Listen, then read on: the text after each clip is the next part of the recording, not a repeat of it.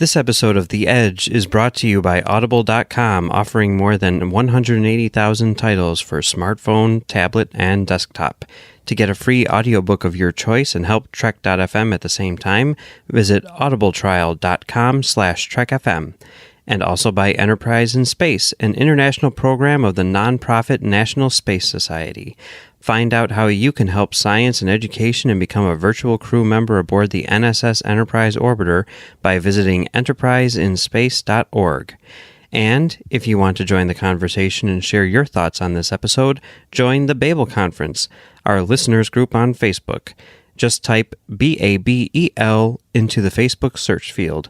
We look forward to seeing you there. You're listening to Trek FM. What have you done out there on the edge of Federation space?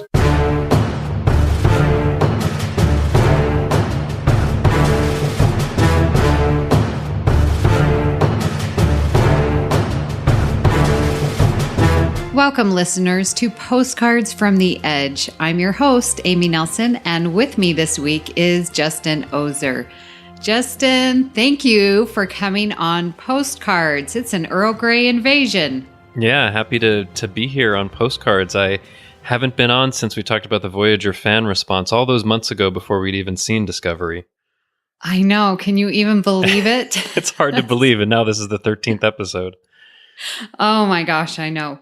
Well, maybe there will be some TNG connections with this week's episode. Well, I think I certainly thought for a moment there that there might be.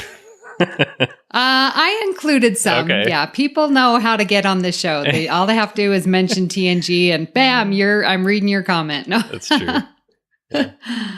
Well, today we are going to discuss the fan response to episode 13, What's Past Is Prologue. Now, if you'd like to participate and share your response, please post your comments on the Babel Conference. That's our listeners group on Facebook. Type Babel, B-A-B-E-L, into the search field and it will come right up. Every Sunday, I post a picture of Discovery inside an envelope, and that's where you can make your comments, which will be subject to being read on air. So let's get started. So excited for this episode. Let me just say, I watched it twice in one night, and this is the first episode out of all of them that I've done that. Wow. So I guess you liked it then. I did. So what were your initial thoughts, Justin? Oh my goodness.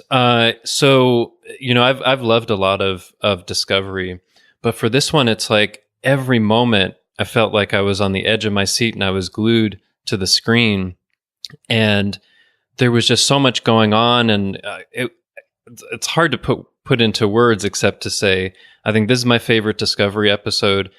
And I know it's bold, but I went as far to say on Twitter that I think this is one of the best episodes in all of Star Trek. I think it's incredible and right up there with just some of the very best. Yeah. And part of what you were saying is because there is so much going on, I felt like I need to see this again because I'm sure I missed so much. And just the whole plot story, it was going and just moving so fast. Yeah, and I think we got some more unexpected things than the last few where people had called some of the reveals. At this point, I was like, where is this going? I'm not quite sure. So it was exciting for that as well. Yeah. Well, the fans had quite a bit to say. And as at the time of this recording, we had 534 comments. I really think this is a new record. I know I keep saying this every week, but I'm telling you, that is a lot of comments.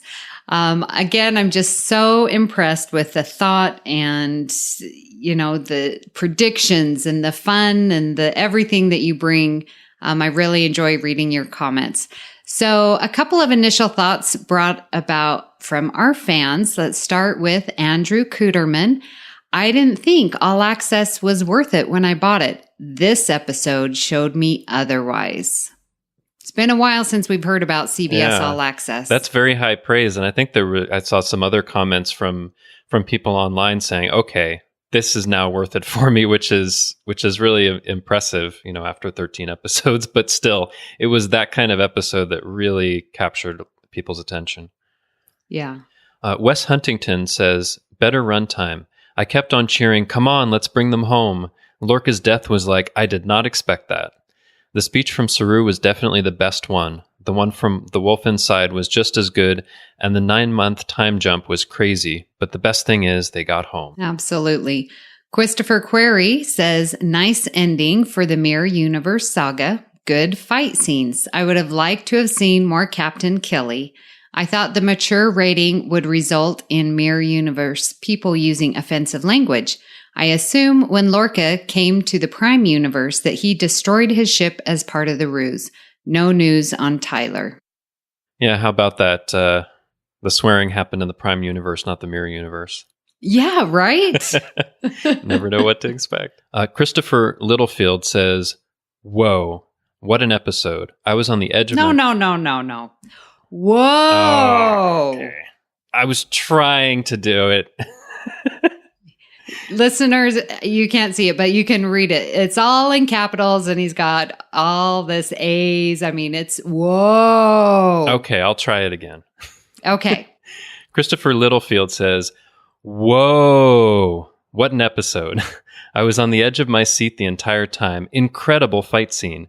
As soon as Giorgio killed Lorca, I shouted, yes, and had my arms in the air for like a whole minute. And how amazing was Saru? He represents the best of Starfleet and the Federation. I was waiting for the twist, and wow, they sure gave it to us. Yeah, absolutely. Another comment about Saru. Lots of people, I think, really loved his speech about not believing in any no-win scenarios. So that was we'll great. Get there. Yeah. Sorry, getting ahead of myself. Yeah, no, I know. There's just so much to talk about. Dennis Tremethick says, whoever says this is not Star Trek is full of Kelpian beep. You guys, you can't swear on air. So just leave the swearing out of your comments.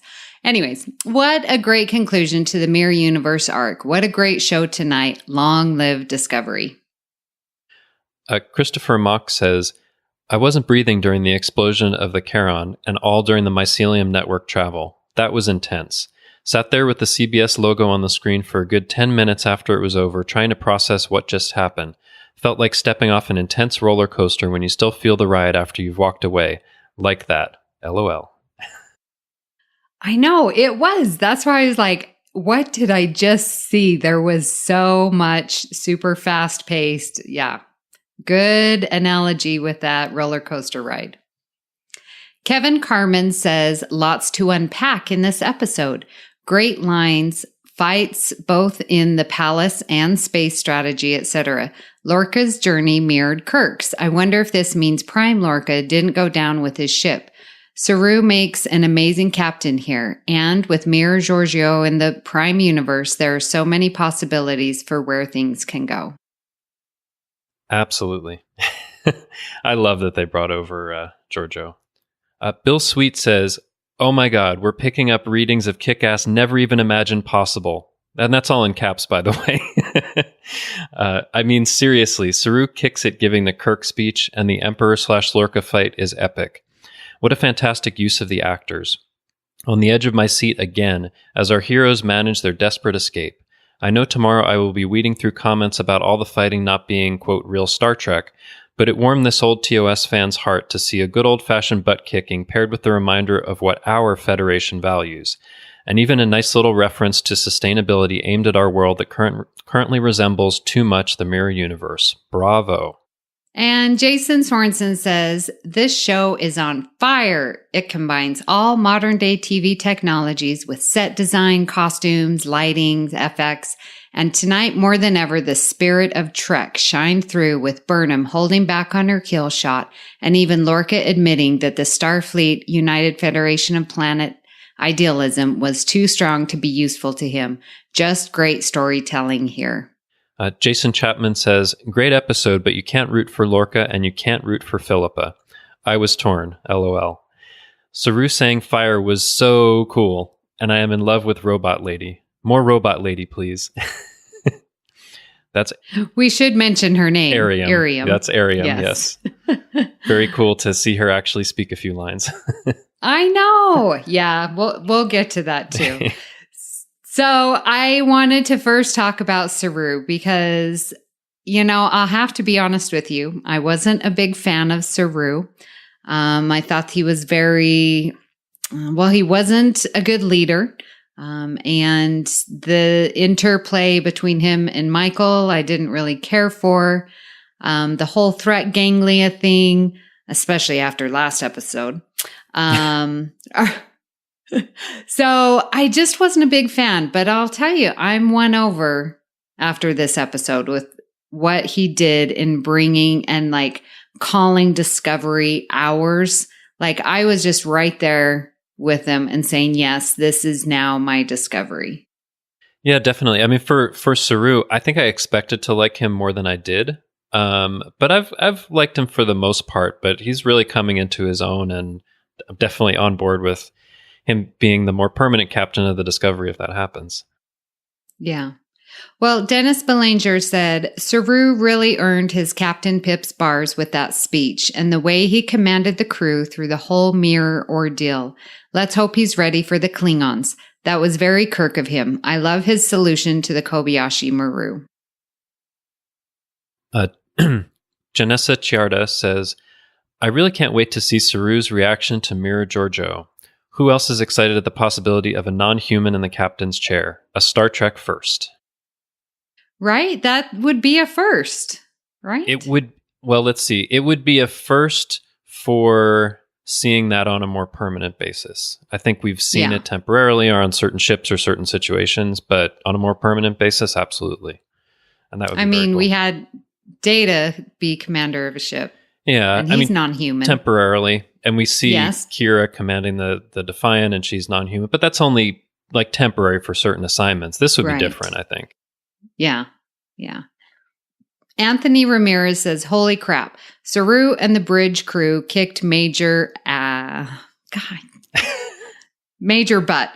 They gave us a taste of their personalities. Now I want more. Mm-hmm. Did you happen to watch After Trek? I did, yeah. And I it was interesting that Ted Sullivan, the writer of this episode and producer of the show, was saying that he felt like during the course of this season, they've really come together more as a bridge crew like you would have seen in a previous iteration, like the original series or Next Generation or something like that. And that now they're really coming together, and we're going to, it sounds like, see more of that and more of them working together and what we're used to. Yeah, and I really liked how it was intentional that we didn't see the bridge crew up until now, because we had to see them grow together, to overcome this major incident in the mirror universe. Yeah, I mean, so that it was intentional. I think we've seen them, but it's mostly been like taking orders, not as much taking the initiative and finding solutions like you saw Ariam do during this episode. So right. Yeah, that was great. Yeah. Yeah. Well, once again, Captain Lorca steals the show, and we definitely have some comments about him. Matthew Bell says, this has probably been mentioned sometime in the previous 500-ish comments, but couldn't Lorca have spent 5 seconds with a wet wipe and cleared that blood off his face? He's the Emperor, after all. It's funny because I didn't think about that, but I don't know, maybe he just wanted a certain kind of badass persona, like I'm bleeding, but I'm still fighting and doing my thing, at least up until the point that he thinks he'll kill Giorgio, right? Yeah. Then he'll clean up, maybe. Jason Sorensen says, it's like the coin tray at the gas store. Give a captain, take a captain. Ooh. I thought that was funny. Andrew Boot says, loved this morning's episode. Rest in peace, Lorca. I don't think he'll be missed. I'm going to miss him. I think so too. He's just a real presence on the show, and Jason Isaacs is doing something amazing. Well, I guess some people won't miss him, but I think a lot will. Yeah, that's true. A lot will. Suman Dawan says, I hope Lorca is not gone. I hope the Mycelium Network took him somewhere. Isaacs is so good on the show. All the actors are. Can we please stop killing people? Yeah. Sorry, but I think he probably really is gone. Yeah, if anything, there's prime Lorca, but Maybe. I don't know. On After Trek, it really seemed like a farewell, but they've done that kind of thing before to fake us out. Who knows? But right. I think it's maybe a bit unlikely. Yeah. Ryan Mail It says, I think it's implied that Prime Lorca died with his crew. Is that the case? I love Lorca as a character. I'd hate to lose him. I'm happy to see Discovery in the Prime universe. The Mirror universe is like a great spice, fun to explore, but ruins the meal if used too much. I'm pretty excited about the final 2 episodes now. I agree. Yeah. So how many episodes was this with Mirror? 4. 3? It was 4 since 4. episode 10. Yeah, I thought that was just right. Like, they didn't stay there too long. Some people were speculating it might be the whole second half, and I think that would have been a mistake to do that. I think 4 was just about right, and I'm glad that they found a way to wrap that up and move on to something else. Chris Chaplin says, I am sad to see Lorca go. When we thought he was a different kind of Starfleet officer, he was fascinating to watch. The execution of the plot in this series is well planned and entertaining, but I don't know if the show will recover from losing Jason Isaacs. Admittedly, the whole cast is superb, but Jason stole the screen, less so when his mirror self. Yes, there's some discussion when we get to our another section when we talk about our complaints and questions.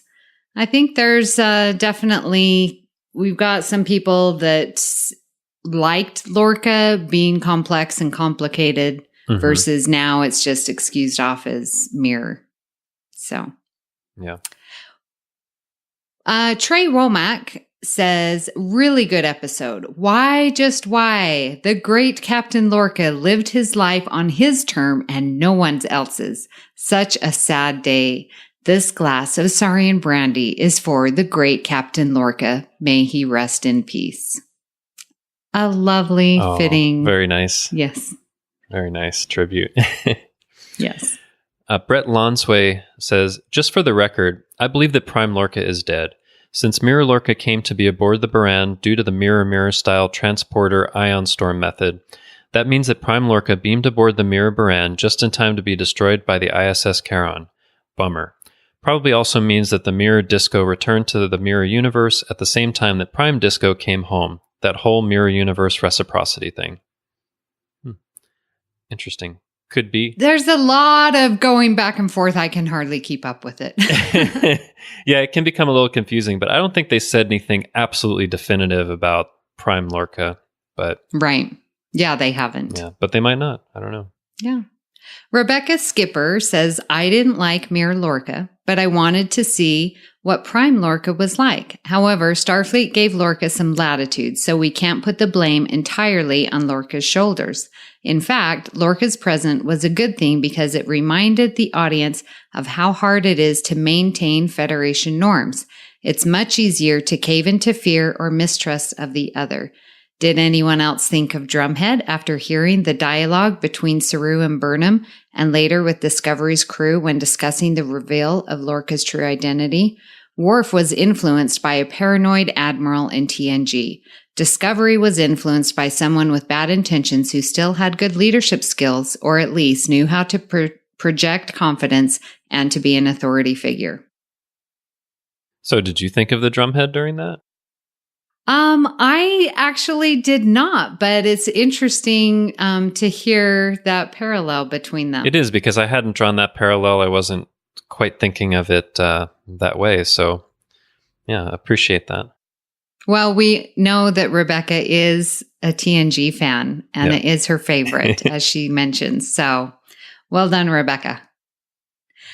Now, the whole Klingon War got a lot of comments about canon and what's happening. We're 9 months. We're past the cage. It's not TOS. What's happening? Everyone sort of was freaking out. So, Ryan Bramble says, we know the Klingons don't win the war. So at this point, every death and event could theoretically be undone. Literally anything can happen. I was sitting up in my seat for that whole fight scene. Absolutely incredible. Yeah, well, I don't know. Can I comment about what I think is with the Klingon War? Because there was a lot of contention about Saru saying that the war was lost and all of that, and that doesn't make sense with what we see later. But I think there's still, it's his perception, and there's still more of the war to go. So that's just what he thinks, I think, at that time. Harry Mickelson says, bear in mind, they don't have to reset the Federation to what we know in TOS. The Federation has roughly 9 years to grow into what we know in the original series. Very true. A lot can happen. Christopher Lutz says, I'm thinking the Klingons controlling most of the Federation is going to be the explanation for not seeing any of those ship designs in the original series or after. They told us there would be an explanation for the differences. The latest generation of ships and crew were all wiped out. I'm still trying to retcon this huge plot twist. Yeah, then again, in the original series, you only really ever see one type of Federation ship, which is the Constitution class. So you could say there's a lot of other kinds out there. Mm-hmm. Sanjeev Gopal says, for every question they answered, they raised a bunch more questions. I am liking this series. I'm still not loving it, but I see the producers adding a bunch more things to canon if we go past season 2. So the Federation lost the war? WTF? In TOS, was it ever definitively stated that they won the war with the Klingons? Just to answer that, I mean, they don't really give many details about the war that happened with the Klingons in canon. I mean, there's things in novels and other places, but there's a lot that they can fill in that isn't really talked about in the original series or other canon sources. So I think they have a lot of flexibility.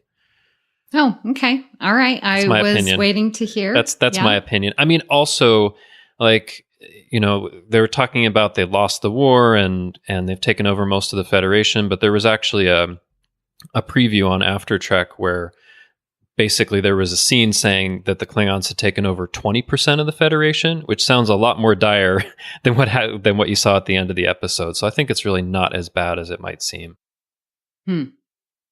Okay. All right. Well, there was a bunch of comments, just like sort of one-liners here and there. So I wanted to include them in my little segment called Bits and Pieces. Jason Sorensen says, remember the philosophical thought exercise about a tree falling in the forest with no one around? I ask this, can a mutineer who got her captain killed be held on those charges if her captain suddenly isn't dead? Maybe, but just to be clear, it wasn't because her captain died, it was because she disobeyed orders, so it's hard to undo that.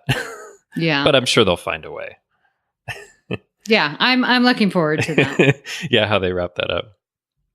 Anthony Ramirez says, can we talk about how beautiful the ISS Baran is? Reminds me of the USS Jaeger from the Battle of the Binary Stars, Cardenas class. Actually, it looks exactly the same. I like how he had his thought process during that. And I think in the Babel conference, somebody posted a picture of the Jaeger and it looks like it's the same class. And it's kind of nice because it has these nacelles that are kind of like an X pattern. There's 4 nacelles and I like how it looks too. Yeah, and he was the one who actually posted that picture and then says, "Oh, it's exactly the same. It's the same class. It pretty much is." Yeah.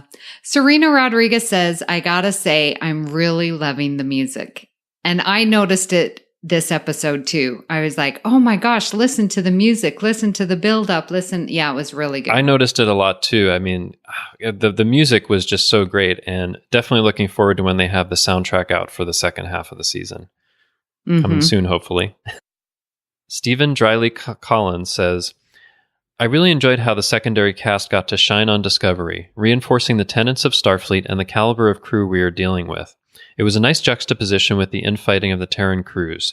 They were fighting because of what was in it for them. The Discovery crew were fighting for everyone and prepared to lose themselves as a result.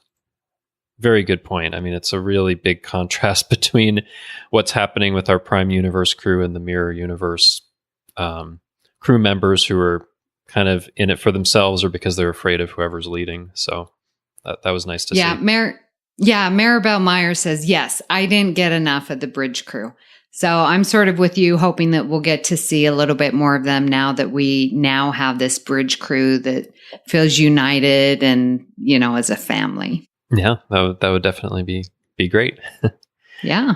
Andrew Cutterman says, I am so unbelievably happy that Burnham grabbed Giorgio, and yet at the same time so devastated by Giorgio's reaction. It was really powerful seeing her bring her back, and then Giorgio is just so unhappy about it. Yeah.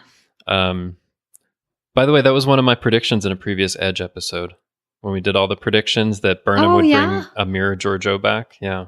Wow, look at you. I got the episode wrong. I didn't know that Georgiou would be the Emperor, but that's something I felt would make sense. It's like this symmetrical thing. Like she couldn't save Georgiou in the second episode, but now she gets to save her, but it's a different version. And it's beautiful, that kind of symmetry at work there.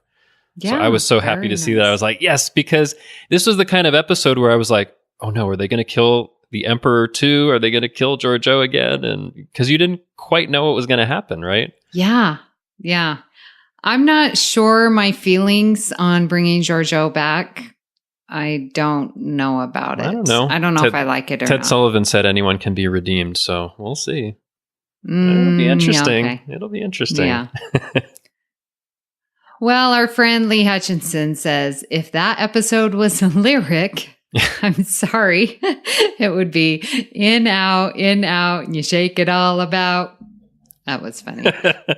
Lee is a hoot, so yeah, I guess there was a bunch of plot stuff that got shaken around, right? Yes. Liam Smart says, great episode. I said before I will be glad when all the predictions are over/revealed, and oh my god, so much more enjoyable. Not that it wasn't before. And quite frankly, I think a good third of the episode saw my mouth so wide open that my chin was resting on the floor. Also, I feel proud of Saru after that speech.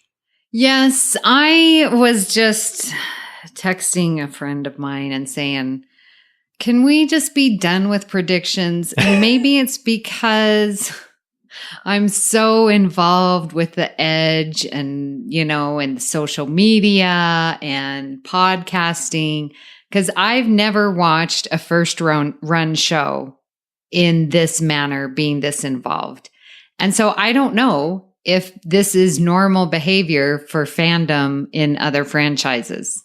I think it is from what I've heard. I've never been as involved as I have with this. And yeah, it does become tough, but I kind of feel the opposite. I love seeing people make predictions, and it's like their way of getting involved and keeping engaged while they're waiting for the new episode. And I think that's what makes one like this even better, that a lot of people didn't predict the things that happened in this episode.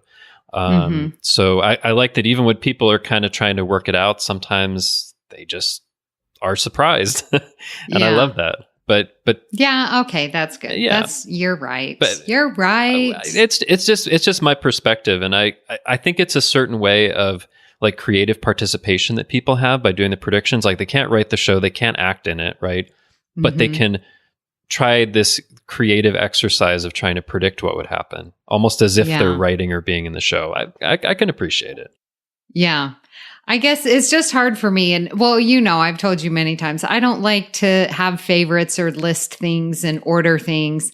I'm sort of that way with predictions. I'm like, I have no idea what's going to happen. I'm just going to watch and see. But that's just me. Yeah. So well, that's fair. Yeah. Well, Carl Baird says, with all the major players in the Mirror Universe either dead or missing, I think we all know what this means. All hell, Emperor Killy. I thought that was cute. That's nice. Well, that assumes she's not in the Prime Universe right now, but but that would be cool. Tim Robertson says, Michelle Yeoh's fighting scenes. Wow. I was half expecting her to fly through the air and spin around in slow motion like Crouching Tiger, Hidden Dragon. What an amazing fight scene. Absolutely. And, seeing all of Michelle Yeoh's fighting skills and talents was great. I kind of half expected her to run up the wall and like up onto the ceiling or something. Oh, right? Yeah. But yeah, that was incredible to see, and really unleashed her fighting skills in a way you didn't get to see Captain Georgiou do. Right. I mean, let's just spend a second on that fight scene. It was incredible, and her high kicks and the, and throwing and flying and everything. And Burnham did a great job with Landry too. I mean, it was well orchestrated. They both were, getting beat up and doing the beating up. So it was really good. It was really well done. And I think they've had good fight scenes in Discovery, but there have been some times where it seemed a little more artificial or a little harder to believe. This whole thing, like start to finish, was very, I think, believable and engaging. I loved it. Yeah, I would agree with you. Yeah.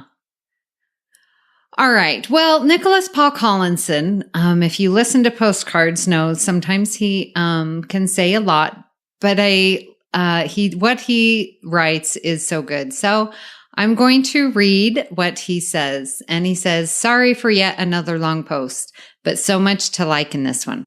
No need to apologize because I really like what you said." So he continues and says, "It makes sense that in the mirror universe, they would be weaponizing the spores and moreover doing it in an unsustainable way. So by pulling power from the network, they are essentially taking the spores out of their natural state. Shows how sustainable versus unsustainable uses of the same resource can have vastly different outcomes. The latter can be more powerful in the short term, but you will eventually run out. I do love the Star Trek allegory here. Speaking of which, make the Emperor glorious again.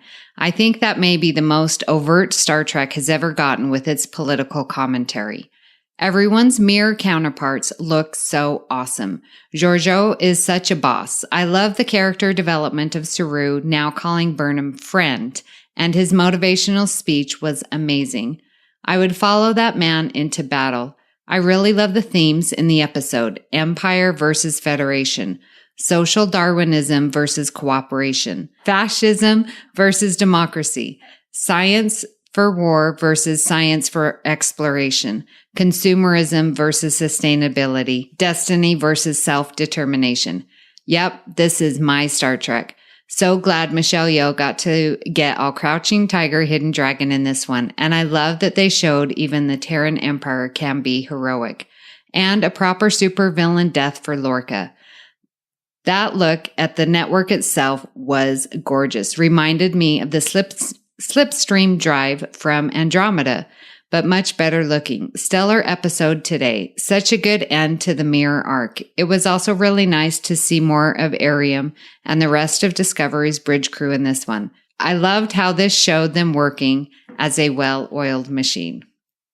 So I know that was long, but I think he has so many good points and just said it very well. Lots of great stuff in there. And one thing I didn't think about the first time that I watched the episode was this idea of what's sustainable versus what's unsustainable as like an environmental or conservation message. I didn't think about that. And I mean, there's so much action and so much going on, but he's right. There are a lot of different themes and, social commentary and things that are going on in the midst of all of that, which is, one of the reasons why I think I loved it so much, and a lot of our listeners did as well.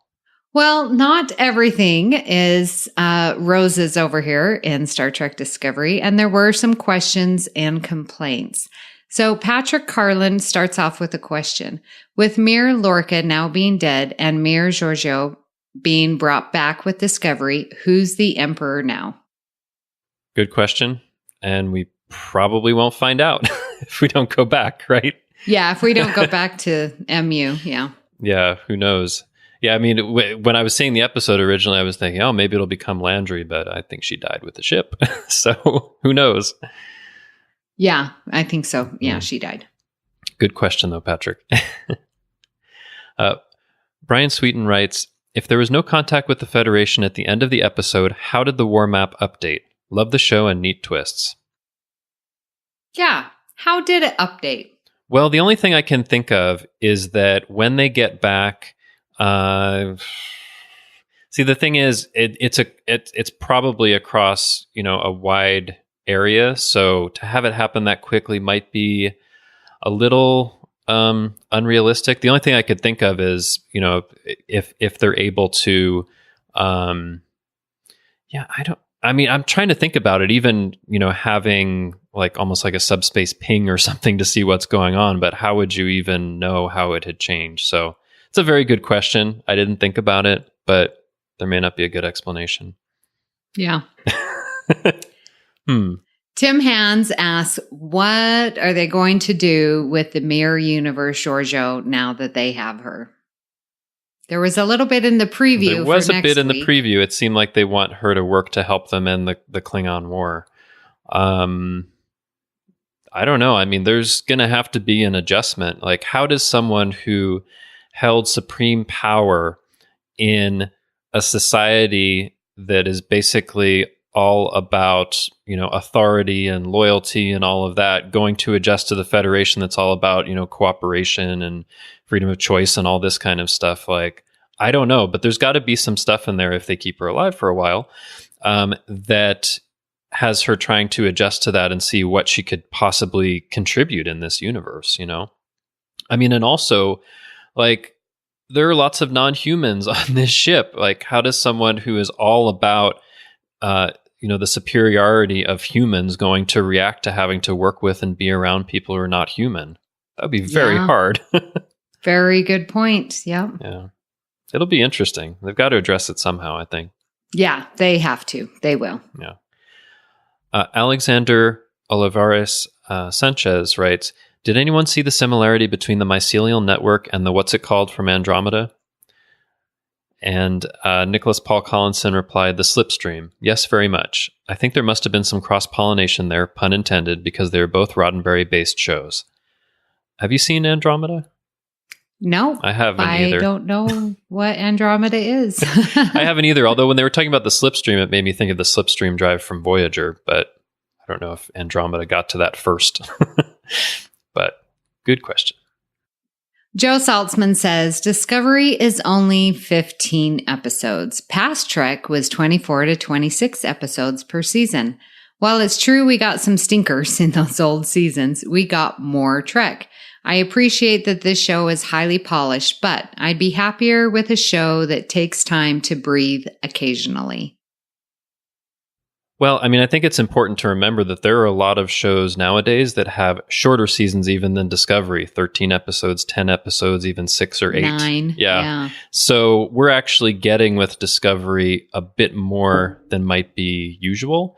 And I understand that, hey, I'd love to see Discovery for 24 or 26 episodes, but it's just unlikely to happen. And especially with it costing $8 to $8.5 million an episode, it's a very costly show to make. Yeah. So, but I mean, if you want more, that means it's doing something good.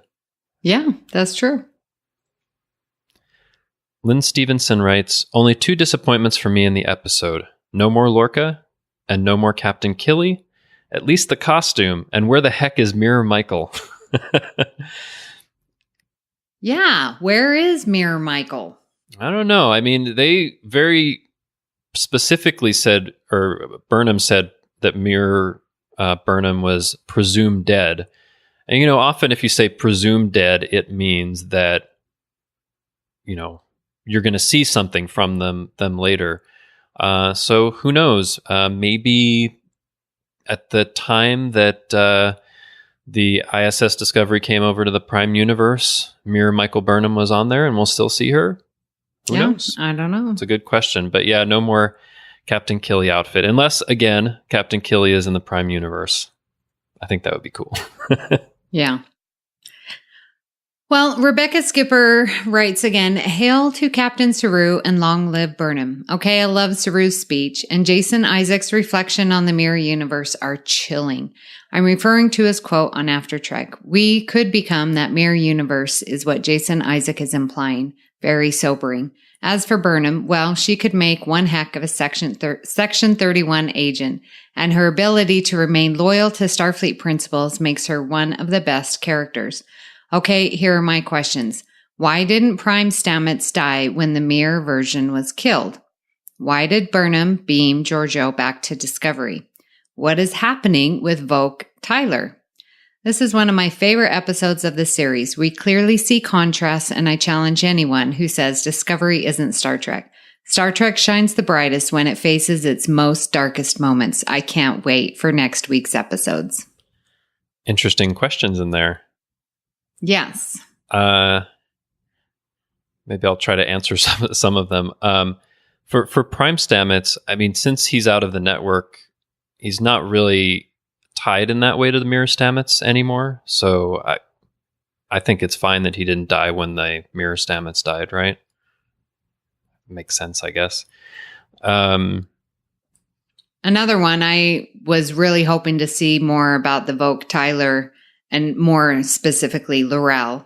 But they're going to pick we'll that have up. to wait. Yeah, it was one of Yeah. those things where I didn't even realize it until the episode was over and people were commenting. I was like, oh yeah, there was no Yeah, Tyler, what Vogt, happened to Lorel. that? You know what? They're just chilling in the brig.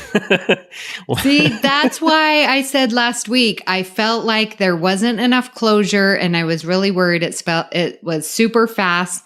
And I was giving them the benefit of the doubt saying, well, they'll address it next week. And then there was nothing. So now I'm feeling even that was a too short No, conclusion. they're definitely going to address it. I mean, I think sometimes with Discovery and shows that work like this, they'll have something, they'll pick it up 2 or 3 or 5 episodes later. Yeah. But it reminds me of Game of Thrones because that does that. yeah.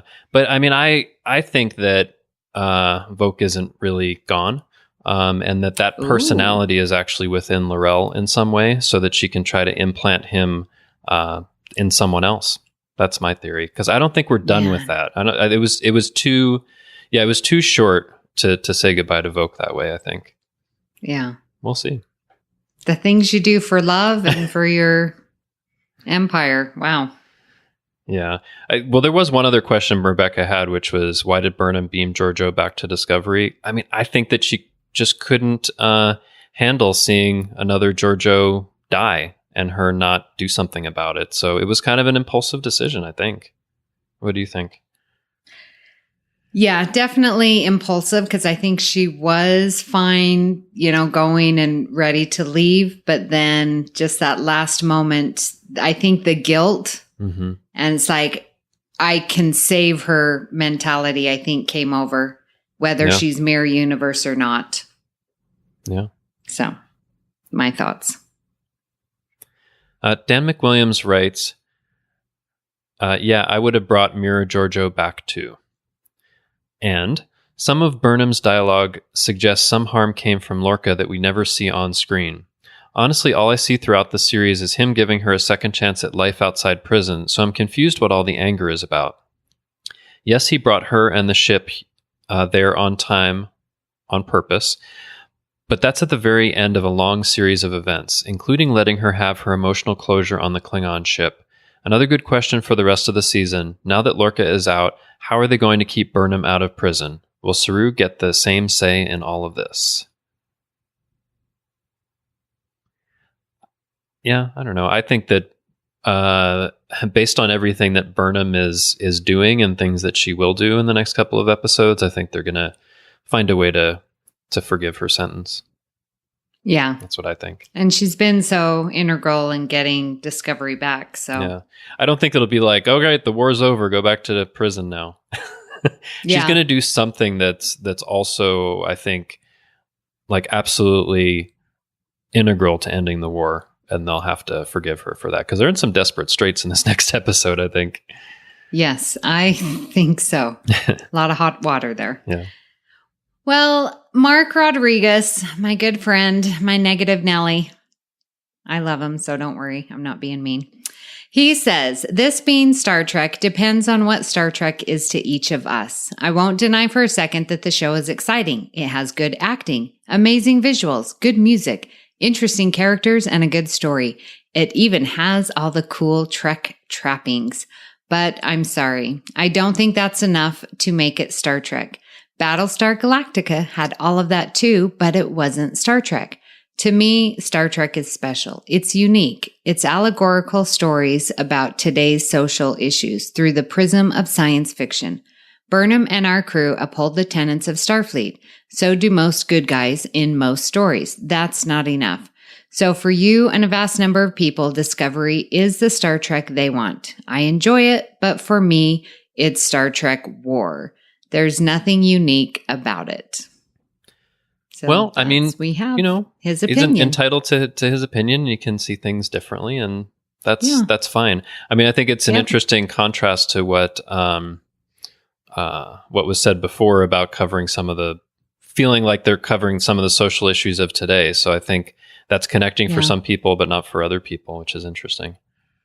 Yeah. And Mark and I have discussed this and actually a couple of postcards previous, I think part of it is that it's not episodic where we can't have, well, here's the episode about racism. Well, here's the episode about sexism, right?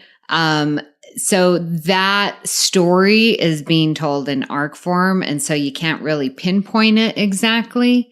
So I think that might have something to do with what is Star Trek to some people. It could be. I mean, and also I think, in some of these episodes, like what was being pointed out before, there are kind of multiple layers of things that are going on, and you might have a message about authoritarianism or conservation. I mean, it's not like a specific episode, it's like all in there.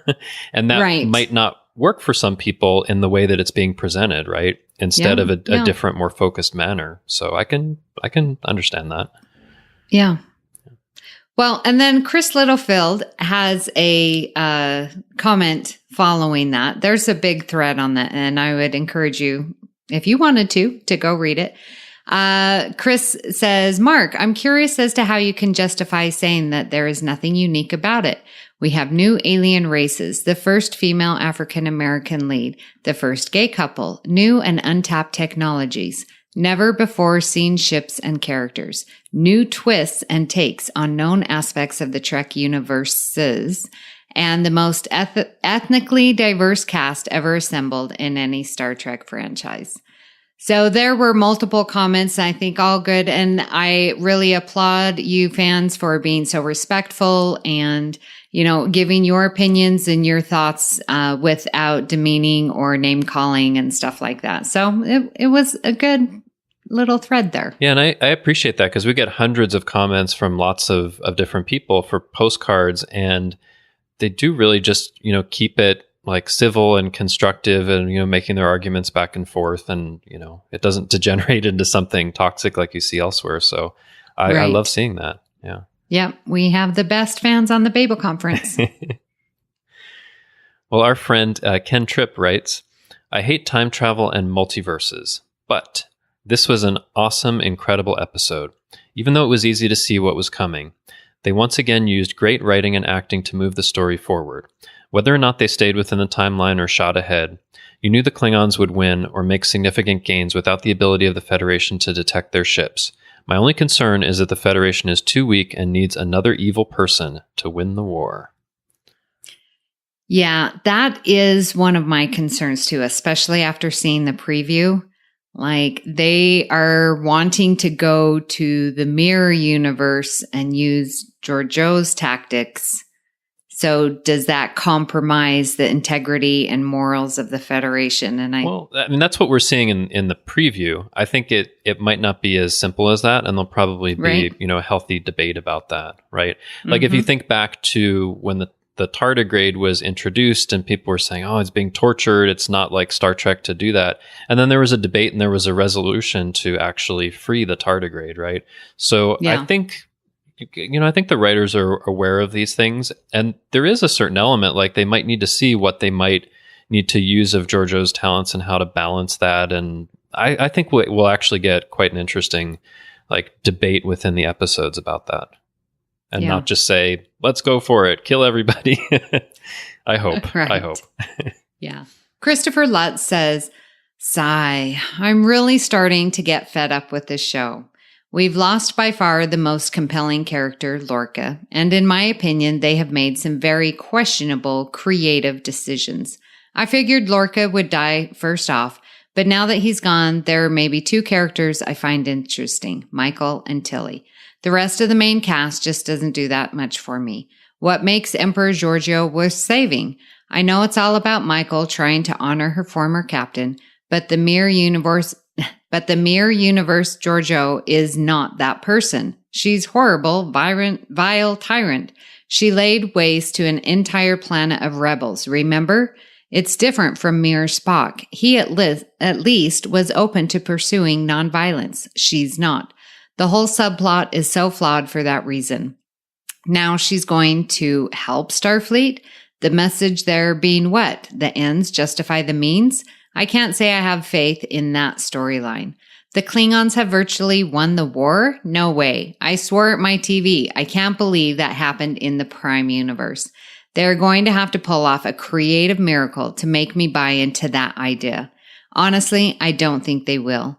Not for my taste anyway. I'll stick around for the rest of the season, but right now I'm planning on unsubscribing from All Access as soon as it's done.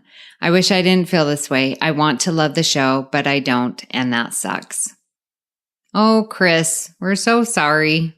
It's a shame. I mean, of course, can't connect for everybody or do, exactly what they want. But, I think again, we'll see how they handle Georgiou being there and the war seeming to be over, because they might take it in an unexpected direction. We'll see. It'll be interesting to see over the next couple of episodes the comments we might get and what he thinks of the next few episodes. Yeah. Yep, we'll be watching, Christopher. Yeah. Eddie Hagler writes, how is a mirror universe Georgiou going to adapt to our prime universe? That will be interesting. Will it also keep a mirror universe character on Discovery now that Lorca is gone? Or is he? Something tells me that the Mycelial Network could have sent him back in time. Maybe. Lots of people are not wanting Lorca to be dead. It's so interesting because, Lorca was this character when he was first introduced and people were like, who is this? This isn't like a Starfleet captain. He's not my captain. But now, like over the course of the 11 episodes he's been in, he's gotten this like big fan club.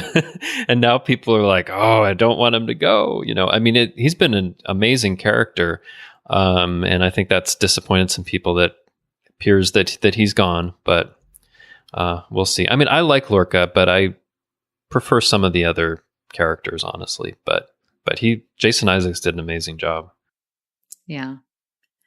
Well, it's time to wrap up and listen to some final thoughts from our listeners. Dylan Exner says, I can't wait for the next episode. Yesterday's Discovery. I thought that was cute. Nice TNG reference there. Yes, that's right. Now, I'm just curious, did you think when, they came back from the mirror universe and they were trying to find out what time they were in, that it might have been possible that that they would have actually been thrown back or forward into the 24th century, into the TNG era or beyond? Did you think that for a moment? Did you read my comment? Because that's what I put, because they were talking about the jump, into 9 months later.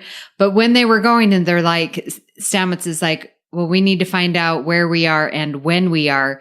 I'm not going to lie. My brain was like, oh, is it the 24th century? I was so freaking out. I really, really was. I thought about that for a moment. Like, oh, are they going to do that? I'm not sure. I mean, like as far as the story and, the sets and all of that, probably coming back to roughly the same time period makes sense. But it's amazing that it's the kind of show that you think, would they, push it 100+ years in the future? I don't know. It could happen, right?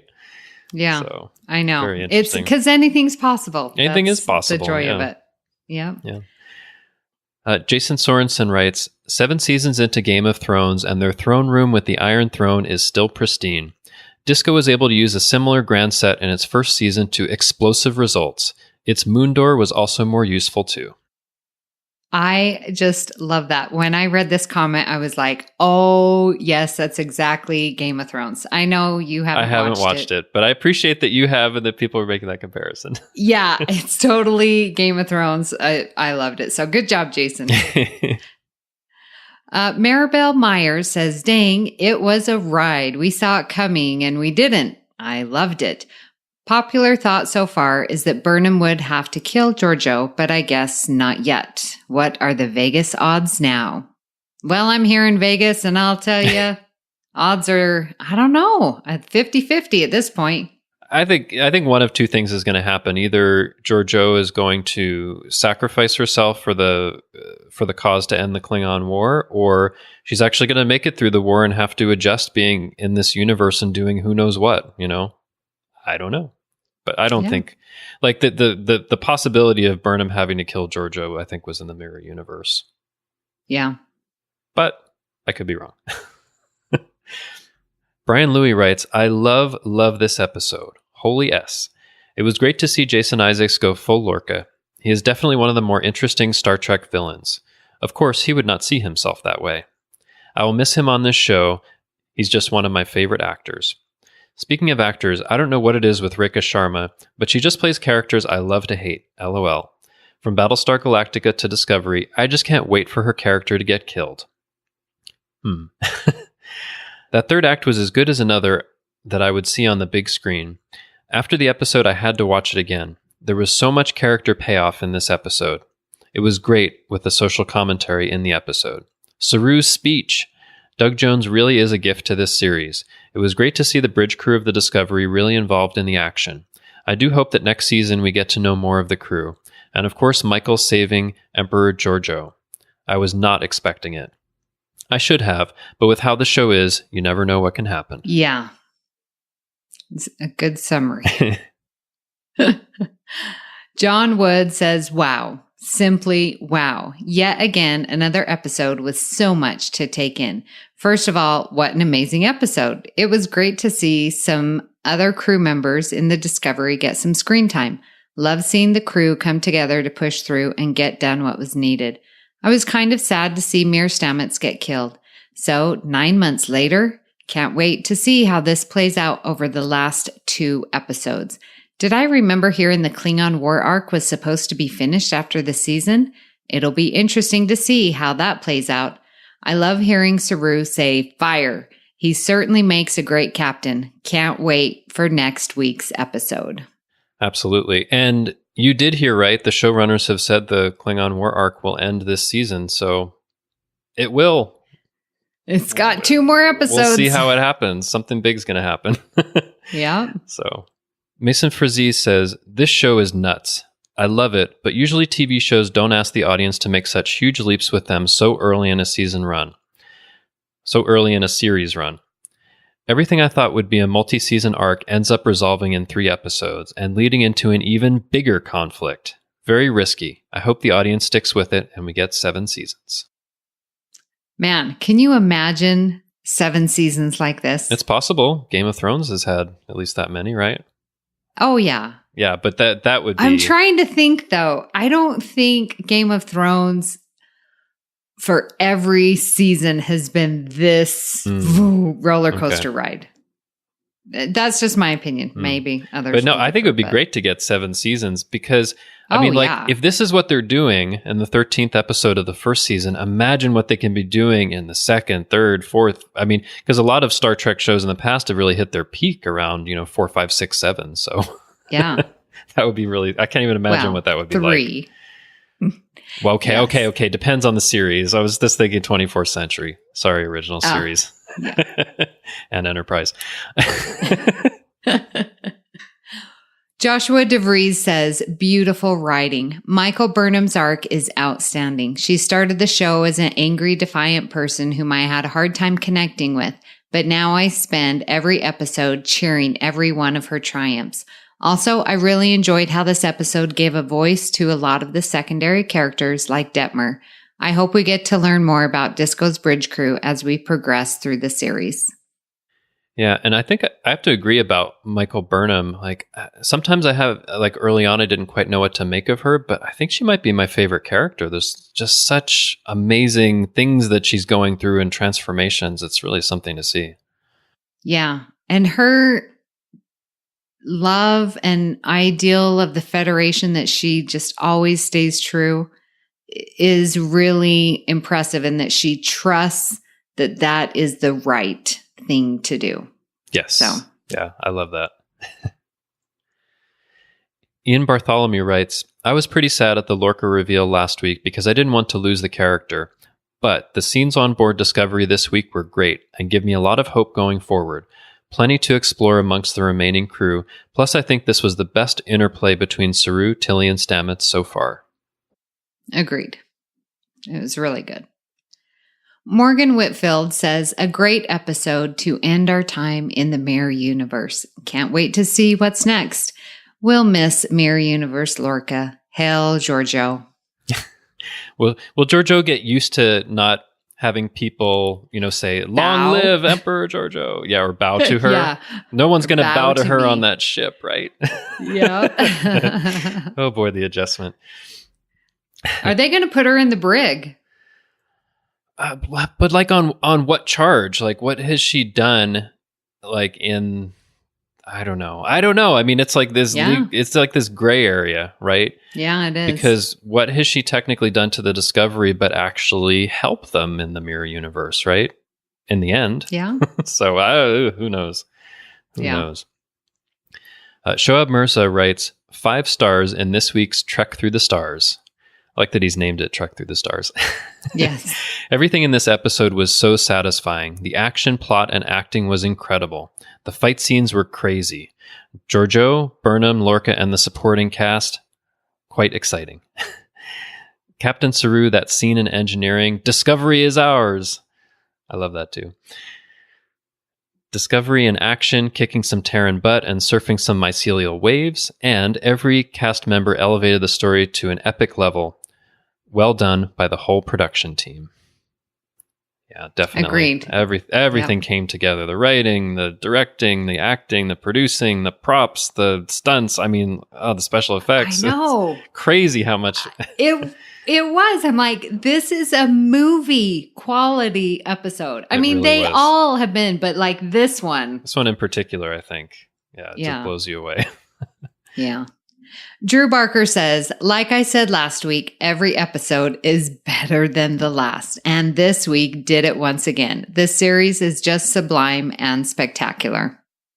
I think we agree too. Definitely. Ben Nicholson writes, did anyone see that coming? This was an exciting action-packed romp that I very much enjoyed with an ending that I didn't expect. Yeah, I don't know if anybody expected that ending where they'd come back. It would be some months later and looks like the Klingons are winning the war. At least I didn't. Yeah, I didn't hear any predictions like that. No, not quite like that. No. It's nice. Well, Justin, how do you think the fans responded to this week's episode? Yeah, I think overall they responded, very positively. I've been trying to keep up with all the comments and, the Postcards thread in the Babel conference each week.